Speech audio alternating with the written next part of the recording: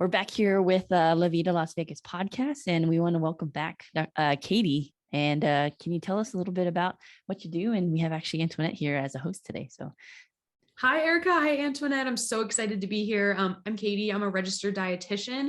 I work with active individuals, former athletes, current athletes, really helping them optimize their nutrition without restriction. So I'm really excited to be here and chat with you guys. Yeah, and we're super excited because we talked about the gut microbiome a little bit last time we spoke, and we really want to dive into that today. So Antoinette, I'll let you kind of lead the charge here. Hi, thank you. So could you just refresh us a little bit on the major importance of the gut biome? Yeah, so the gut microbiome, there's a lot of research coming out to emphasize how important it is to our overall health. And I think over the next couple of years, we're going to really see more specifics on the impact that the gut microbiome plays. But what we know so far is that the gut microbiome is linked to our immune system. We have the gut-brain axis. It's tied to a lot of our overall physical health. And it's this diverse biome, if you will, this diverse collection of different microbes that have created a home in our gut, and how they interact with each other really impacts how we feel, how we think, how we focus, our physical health. So it's a really expanding field, and I think we're going to learn a lot more in the next couple of years. That's very fascinating. I love that. Can you tell us about a couple of things that can hinder the gut biome and things that can improve it? Yeah, so it's really interesting. I was at a talk a couple of years ago, and it was this gerontological neuroscientist who focused on elderly people, actually, but she was talking about neonates, so babies, and how when you're born, the environment you're born in, the city you're born in, that can all impact the blueprint of your gut microbiome. So when we are born, how you're born, who you're born to, if you're born in a hospital, car on the side of the road, all those things can actually impact the seeding of your gut microbiome. So she talked about it like a fingerprint. Everyone has their own unique gut microbiome, but things that impact it once we start to get older and grow are the foods that we eat, stress management, the environment that we're in. So a lot of things can impact your gut microbiome. Cool. So I know that you said that a lot more research is coming out and people are kind of starting to ask questions and learn a little bit more about our gut health. So ideally, if most of our population was able to improve that gut health, what kind of changes do you think you'd expect to see? I think the biggest thing that we would see is reduced antibiotic usage. I really do think that we would have increased immune system support without needing to have quite as much usage of antibiotics. And truthfully, I don't know the statistics on this, but what I have heard and what a lot of the doctors I work with emphasize is that our overusage of antibiotics is altering our gut microbiomes and creating more of those antibiotic resistant drugs. And so people are requiring higher doses and stronger antibiotics when they get sick. If we're able to really maximize our gut microbiome, which will help in turn strengthen our immune system, I do think we would see a reduced impact on the usage of antibiotics in our communities. Cool. So do you sometimes help people that maybe have been through some illness, or maybe even as a child that has had a history of a lot of different antibiotic usage, and then they have questions or concerns about their gut health? Yeah, sometimes that'll be one of the first questions I ask a client. If they're really struggling, I'll say, when was the last time you had antibiotics? Because obviously, depending on the duration of it, the type of it, a general number is about 6 months that it'll kind of wipe out your gut microbiome, and you have to reseed that, recreate that. We still have that blueprint. We'll always have that blueprint. But during that time, that's why they say, eat, yogurt when you're on antibiotics for the probiotics, which we can get into probiotics and prebiotics and all of that. But you really do want to try and protect your gut microbiome when you're consuming antibiotics. So that's a question that I'll often ask my clients. What's your history with antibiotics? I was on chronic antibiotics as a kid for sinus infections. And the linkage to that and other health conditions later in life are starting to be studied more. And I think we might see some more connections as the research comes out. So as far as that topic, and if you could explain, what does someone can look for and say, hey, this is good for my gut versus something that may or not be as good for my gut? Ah, yes, such a good question. So I think the hot words would be prebiotics and probiotics. Most people know probiotics. There's a lot of markets for probiotics, but what they don't realize is that prebiotics are necessary for probiotics to work. So when you're thinking, is this good for my gut? Can it help me? We're thinking fermented foods. Those are going to be more of your probiotics, kimchi, yogurts, things like that. And then we're also thinking for prebiotics, fiber. Fiber is going to be the number one best friend, if you will, for your gut. We want to diversify the types of fiber that we're consuming. So different fruits and vegetables, whole grains.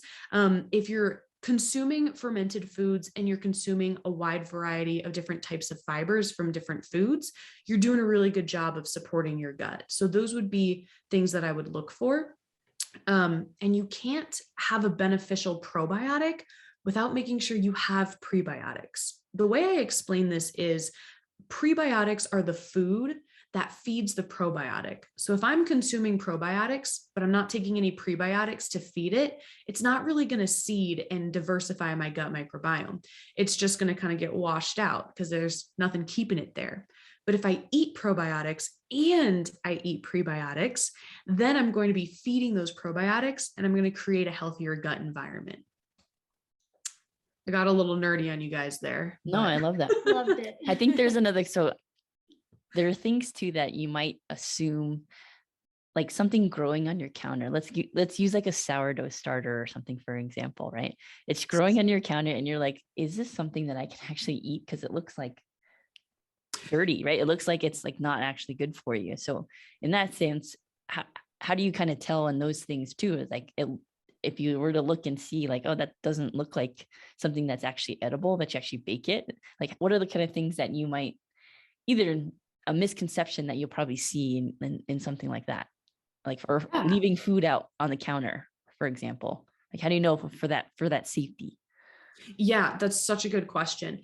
Usually, when we're talking about like foods being left out on the counter, if they're pre-made foods and they've already been cooked, like you're reheating old pizza or something like that, and you forget about it, chances are after 4 hours, that's kind of that window of foodborne illnesses that can develop on there. It's not going to be good for us. We're probably going to end up with a stomach ache or some sort of like bug that we're consuming. Things like the sourdough starters or kombucha. A lot of people make their own kombuchas at home. Those are utilizing, the bacteria that we have found to be beneficial to our health. And it can be a little challenging to differentiate, is this good bacteria? Is this bad bacteria? So making sure that, if you are doing sourdough or kombucha at home, you're using one of those like pre-approved, like this is a sourdough starter, this is like a kombucha kit, because you can run into some issues if you're using something that is a harmful bacteria. That's where we have to be careful. And like, I wouldn't recommend eating something that's moldy, even though we eat like blue cheese, which is technically mold, there's that fine line of like, this may not be beneficial, this might. Utilizing smells too, like if it smells really off, that bacteria is going to be producing a very like pungent smell that's probably not good for you to be consuming. So that would be my recommendation. Always using things that are kind of proven or supported, like in grocery stores, and not getting too crazy with the food that's left out on your counter. Okay. I know that you mentioned the importance of the gut biome for things like emotionally, our mental health, our stress levels. You talked about our overall physical health. What are some conditions specifically that you feel like would really benefit from seeing somebody like you and talking about how to improve their gut biome? Yeah. So the first thing that comes to mind immediately is celiac disease, because it is an autoimmune and it's focused specifically on your gut. And when people with celiac disease consume gluten, what happens is it actually is creating kind of like holes, like it's burning through the villi of your gut, of your intestinal tract. And it's creating a lot of damage, and there's a lot of disruption in the gut microbiome for people with celiac when they consume gluten. So really learning how to follow a gluten-free diet is very helpful to rebuild their gut microbiome. But then IBS, IBD, Crohn's disease, all of those are going to be ones that can be impacted by optimizing a gut microbiome, while having to be we have to be a little bit more intentional there, because there might be some triggers. Like fiber can be a really big trigger for a lot of people with IBS and IBD. So making sure that you're identifying what foods are beneficial and what foods are more triggersome. And that can take some time. That can take a trial and error approach, which gets a lot of people frustrated. But it's worth it taking the time to figure out, is this food helpful? Is this food a trigger? So that way they can heal their gut microbiome, improve their emotional health, physical health, social health, all of those things. And also, be able to identify what foods are quote unquote safe for them to eat. You mentioned at the beginning of this question about the stress piece. And I always think it's fascinating to note, in case people aren't aware, that gut-brain axis that we're learning more about, we actually have found that a significant amount of our serotonin, that happy hormone, is produced in your gut. And so there has been this link with poorer gut microbiome diversity with increased risk of anxiety, depression, those sorts of mental health struggles. And so having a healthy gut microbiome can be really beneficial in chemically balancing the serotonin production and things like that as well. Awesome. And just a quick clarification too, what does IBS and IBD stand for? Oh yeah. So intestinal bowel syndrome, irritable bowel syndrome and irritable bowel disease. And so irritable bowel disease is actually the autoimmune. Irritable bowel syndrome is usually diagnosed when they've ruled out everything else. There's not as much diagnostic criteria for it, but IBD, there's some medications that can be taken for it. IBS, we're really unclear on the management, which is why a lot of people get frustrated with IBS.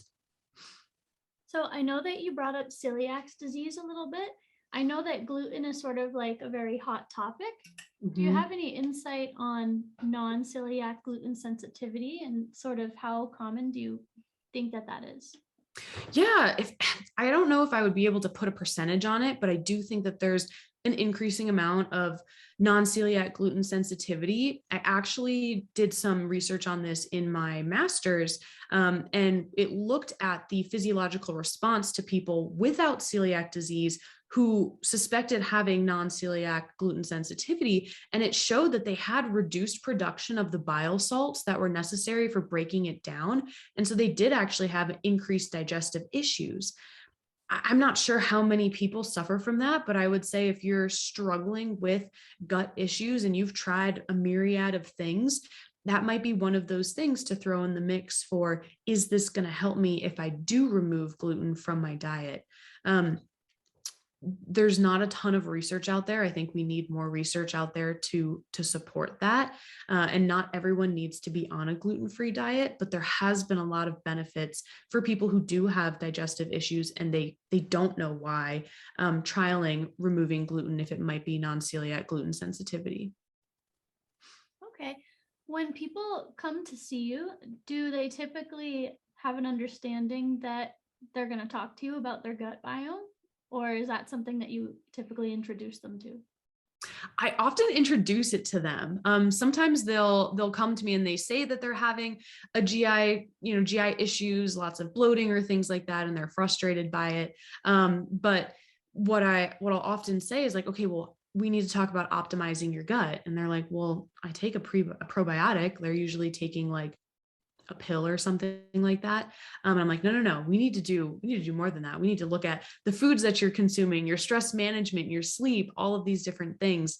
And I think they're really surprised to see how complete of an approach, or holistic, if you will, utilize that word, of an approach it is, because it's not just taking a probiotic pill, it's diversifying your food intake, managing your stress, and making sure you have good sleep hygiene as well.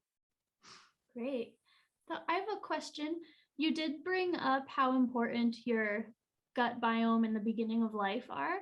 In your opinion, are there any major periods that are very important to focus on the gut biome more so than others? Like if we're talking about adolescence, menopause, things like that. Yeah, so I would definitely say that first year of life is really important. That's when a lot of the seeding is being done. And a lot of baby formula companies, I work as a pediatric dietitian, and in my day job, a lot of formula companies are doing significant research to make sure that their formulas are supportive of a healthy gut microbiome. And so that would be the first one that's super important, that first year to 2 years of life. Additionally, though, just all of adolescence, when kids are walking around and they're getting into dirt and playing outside. I learned this from that neuroscientist who came and gave a presentation for us. She was saying how that, regardless of the food that we're consuming, just the engagement with our environment can impact our gut microbiome. And so allowing kids to have that experience is important. You mentioned menopause, and truthfully, it's something that I would have to look into, but understanding that there is significant hormone changes and how that could potentially impact GI distress and issues like that, because we know increased estrogen levels can really impact how your gut processes foods. Without getting too graphic there. But that could be something where you might want to look at optimizing your gut microbiome as well. But I'd have to do more research on that. Can we talk a little bit more about formulas? Ooh. Because you mentioned like we want to diversify diet as much as we can, but again, formulas are an easy piece of nutrition for, maybe babies who aren't quite sophisticated enough to use the oral motor skills as necessary. Mhm. So what's your opinion about what's put into those formulas? Like, because most of the ingredients you look at it and you're like, I don't know what that is. Yes. Oh goodness. Yes. When I first started in pediatrics, I was reading formula labels and I'm like, what is this? What are we doing here? But the more that I've learned about it, I've really come to find that they're doing a lot to maximize our formulas to make sure that they're replicating breast milk as much as possible. The biggest thing that you're missing is the antibodies that mom passes through breast milk to baby. But other than that, they're putting things in like DHA and EPA, and something that's coming out really big is called HMOs, human milk oligosaccharides, if you will.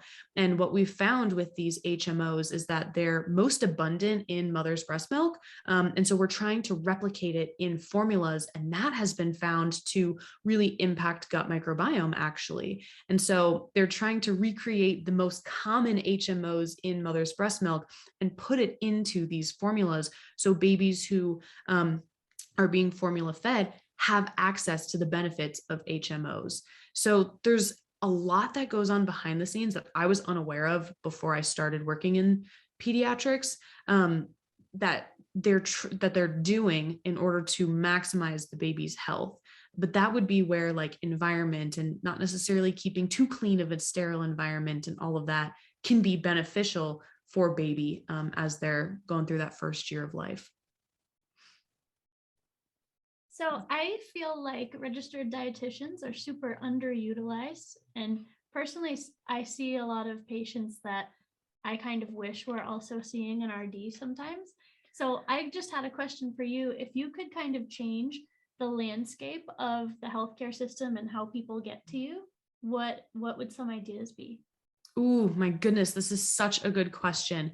I think the biggest thing would be that dietitians are not just accessible for weight loss, that we're accessible for a myriad of different circumstances and diagnoses. We could be preventative as well. Oftentimes, a lot of people are coming to dietitians to solve a problem. They're like, I have this issue, I need help. But if we could be there from the beginning and providing preventative education so that they could understand how to properly fuel their bodies, that would be really helpful. Another thing that I would love to see is just like standard dietitian consults for pre-surgeries, post-surgeries, for every woman who's pregnant, because I think, there's so much that goes into, speaking of, the life cycle, there's so much that goes into pregnancy from a nutrition standpoint. If we could just make it more accessible, that would be really ideal, and kind of shift the narrative from we're just here to help you lose weight to we are here to help you do all of these other things that benefit your health as well. I love that. Can you talk a little bit more about how a pre versus post-surgical nutrition would look like? Because again, I know it depends on what type of surgery, but could you go into a little bit more about what you would look at and how maybe one would optimize or even like learn how to ask the questions of what things should I be eating? Oh my goodness, yes. So to keep it just very general, like you said, it's going to be specific based on the type of surgery. But pre-surgery, we want to make sure that from a nutrition standpoint, our energy is optimized. So we're not cutting calories, cutting carbs. You're consuming enough energy, specifically carbs, proteins, fats, all of that. Post-surgery, we're going to really focus on anti-inflammatory, so increasing omega-3s, antioxidants, and protein for healing. So that's where protein becomes most important, as well as those other micronutrients to help facilitate the healing process. So beforehand, oftentimes what I'll see is people are either they're not thinking about it as much, or they're just, skipping meals or doing things like that. And they're going into surgery in a nutrition deficit. And we want to avoid that as much as possible. Post-surgery, can we get a lot of color in? Can we increase our salmon intake? Can we make sure we're having quality proteins that have all essential amino acids to promote healing? So I know that with pregnant women, sometimes they have slower digestion and slower movement through the large intestine, kind of prone to it with those hormonal changes. I was just wondering, is there any good key advice that you usually give them? Or is it Yes. case by case? Yes. So when it comes to the digestion in women that are pregnant, like you mentioned, those hormone changes really impact the transient, how our gut is processing, how it's moving through. And so the biggest thing is fiber, but not too much fiber, and making sure that you're avoiding fibers that are going to create more of a backup. So avoiding things like actually bananas, oatmeal, those can create more of like a backup, because there's the insoluble fiber and the soluble fiber. And we want the soluble fiber that's going to pull water into your colon and help facilitate moving the bowel movements. When we have that insoluble fiber, it's more bulking, and it could create a little bit more discomfort and harder stool. So things like regularly drinking prune juice, if you will, having enough water, so that way that there's enough water to pull it into the colon so that they're able to pass the stool a little bit easier. That would be my recommendation, and making sure they're not consuming too much. I see a lot of pregnant women who they want so badly to be healthy for baby, which is incredible, but they're consuming so much fiber that it's actually detrimental. What is your personal favorite food? My personal favorite food? Oh, Yeah, goodness. you. I love all foods. Can it be a combo food? Yeah, sure. Or a plate or anything. Taco salad is hands down like my favorite food. But I've been really into Thai food lately. So I would have to say those two have kind of been my go-tos. I love that. That's a good one. So Yeah. I was curious, do you work hand in hand or kind of collaborate with other specialists, such as GI doctors or OBGYNs or physical therapists? Yes. So as a dietitian, I do collaborate with a bunch of different people from the interdisciplinary team. With GI docs, it's obviously a lot more focused on those GI issues. With PTs and OTs, it's going to be more of that rehab focused injury nutrition. Could be preventative as well. And then with my OBs, I've had a couple of referrals for gestational diabetes or pregnancy, and that sort of a nutrition focused. So there are so many ways that we can touch everyone in the interdisciplinary team, and be a great resource for each other when we're working with our clients and our patients to give them the best care. Excellent. Can you tell us a little bit about gestational diabetes? Because that's not always maybe a diagnosis or something that a normal mom would, without any prior history, has any experience with, like how to look at sugars and how that can change. So could you tell us a little bit more about maybe things that people don't consider when they have gestational diabetes? It's a new diagnosis for them, and just things that might be a surprise to them in terms of nutrition. Yeah, I think the biggest surprise when anyone hears diabetes is they often automatically think, oh, no carbs. I need to completely cut out carbs. But we still do need carbs, especially in pregnancy with gestational diabetes. So that way you're having enough energy to facilitate growth of the baby. The biggest thing with gestational diabetes is it often has nothing to do with the food that we're consuming. It has more to do with the hormone changes that a woman's experiencing. We still do need to make nutrition adjustments in order to manage blood sugars during pregnancy, because that can impact the size of the baby and labor and all of that. But the biggest things with gestational diabetes are timing of your carbohydrates. We want to make sure that we're spacing them out. Pairing your carbohydrates with protein. And so making sure that you're not, I kind of say like not eating your carbs naked. If you're going to have, a banana, have a banana with peanut butter to help reduce that glucose spike. When you're having meals, make sure that you're focusing on the protein and the fat intake along with your carbs to balance your blood sugar. So there's just a little bit more intention. And truthfully, that's something that's beneficial for all mamas to be, and just all people in general, but we do have to be a little bit more specific with the timing. So having carbs plus protein in the morning, probably a protein snack, having carbs plus protein at your lunch, another protein snack, and then some carbs and protein fats are in there as well for dinner. So that way we're spacing it out enough. Your body has enough time to bring the glucose down after a meal.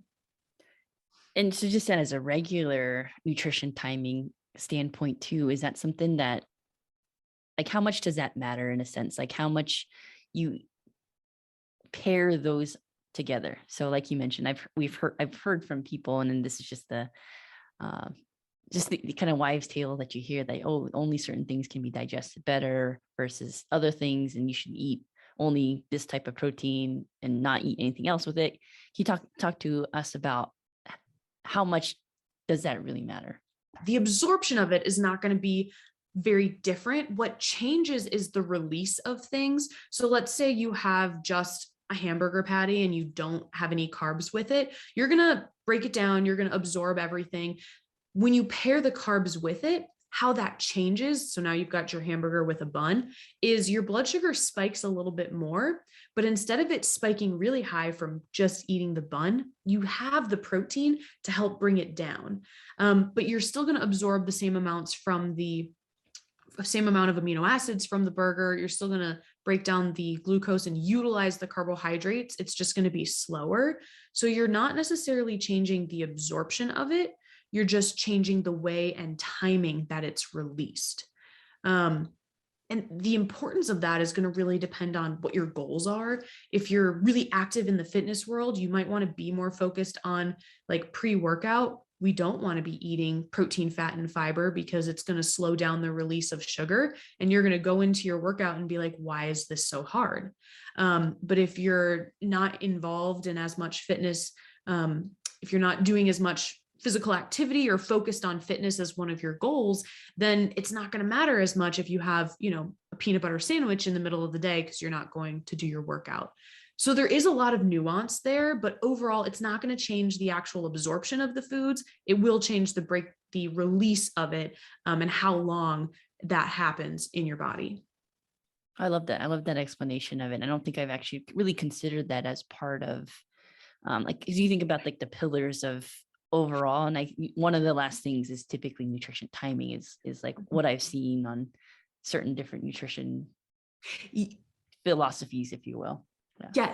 Yes. If there's sort of one overarching major idea that you could leave us with, do you have one? I do. And it would be with nutrition. This applies to the gut microbiome, everything we just talked about, focusing on what can you add instead of what do you need to take away or restrict? How can we increase more whole grains, more fruits and veggies, more water, more diversity with our food? So when you're thinking about your nutrition, I always encourage thinking, how can I add more to this? What can I add in? And I think that makes food, one, more enjoyable, and two, really helps to optimize our health from all standpoints. So that would be my one piece when you're approaching your nutrition. What can you add? I love it. I'm actually going to ask a little bit more of a follow-up with the whole grain question. Sure. I think it's maybe hard to define in multiple ways because there's so many grains. So what do you look for in what's a good whole grain? So a whole grain, technically by definition, a whole grain is just one of those foods that has at least 51% of the, that's a good question, how to explain like the whole grain in it. So it would be, when we're talking about like wheat, for example, you've got three parts of the husk. You've got the germ, the endosperm, and I'm going to forget the third part, but there is like a third part around it. When we have processed or refined grains, they're removing that outer shell. And so you're taking away the fiber. That's the biggest difference. The whole grain keeps it intact. So you have all three parts, including like the husk, the germ, the endosperm. I think it's called the husk. I'll have to look that up and get back to you on that. But that is going to be the biggest difference with processing. So brown rice is an incredible whole grain. If you're doing like whole grain breads, that would be where I say it has to be at least 50% to be considered quote unquote whole. So don't let marketing kind of fool you. Absolutely. You could see something that says like, whatever. And if it doesn't have 51%, it's not actually a whole grain. Cheerios are technically considered a whole grain because they don't remove that outside piece. So you're looking at more of, is that fiber intact with that grain? That's really the main difference there. Okay. So I actually love that topic too, because I always have questions like that. Some people try to just eliminate carbs and like banish all the carbs instead of thinking about the quality of their carbs. Yes. And I always see things labeled as whole wheat. And I'm kind of thinking, well, isn't it all wheat? That doesn't mean whole grain, right? Right. Yes. Exactly. So it could say like whole wheat, for example, and you want to look on the back and make sure that the first ingredient actually says like whole wheat. Otherwise you'll see some of them that'll say like, or wheat. If it just says like wheat bread and you're like, oh, this is great, it's wheat bread. That doesn't mean it's a whole grain, like wheat versus white. You're right. It's all made from wheat, but the marketing ploy on that. If it just says wheat bread and you look on the back, you'll probably see that one of the first ingredients isn't actually a whole wheat or like the intact grain. It's broken down and processed. So they can get really tricky with the marketing. You always want to look for that whole wheat or whole grain. Then it's at least 51% a whole grain. That's awesome. Yeah, that's good to know because that's a pet peeve of mine. I find it really it's a tough thing to shop for the healthy carbs sometimes because of all that. Yes, and there's so many options that it gets overwhelming. One simple way to do that is just look at the back. And if you have 3 grams of fiber or more per slice of bread, using bread as an example, that's going to be a pretty good grain for you because you're getting a good amount of fiber. So look for 3 grams if the rest of it looks a little confusing. Thank you for the tip. I love that. Thank you. Yeah. Can we talk more about bread again? Because I love to use some sourdough. Ooh. Love so sourdough. How is that in a comparison, right? Because sourdough, we hear about the probiotic kind of, because that's the kind of basis. But one could consider that sourdough is more of like a white style bread. Yeah. Can you kind of dispel maybe how you would look at a sourdough piece of bread and maybe a white bread type of thing, and then a whole grain one? Like in what instances would you be like, okay, I just need to eat all of them? I need to eat a certain more of one, or is like one just like you can eat that more on a treat basis? Or can you give us that breakdown if you can? Yeah. So I would say, diversity and variety is really key here. You can have all 3 of those. When I'm thinking about like a sourdough, I'm thinking about, this is awesome because 1, it's going to give me energy because it's carbohydrates.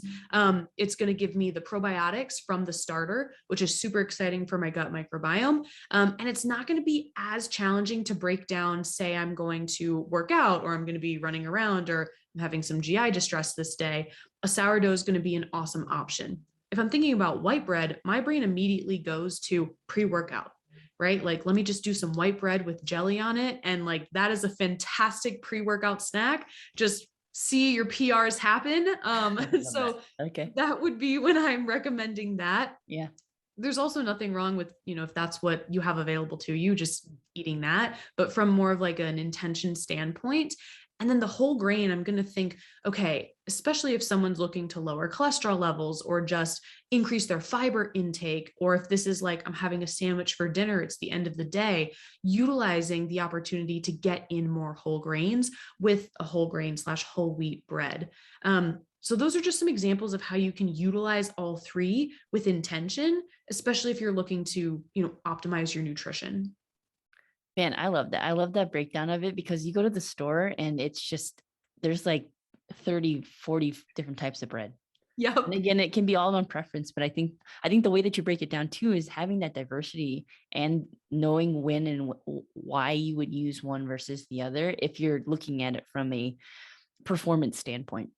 Yes, exactly. It all comes back to, well, what are your goals here? And then we can really tailor your choices based on that. Oh man, I love that. That's so great. Yeah, thank you for explaining all that. Of course. All right. You have any parting words for us, Miss Katie? Just thank you guys so much for having me here today. I loved this conversation and this topic, and I think it's applicable to the work that we do. So thank you so much. Oh man, thank you so much, Katie.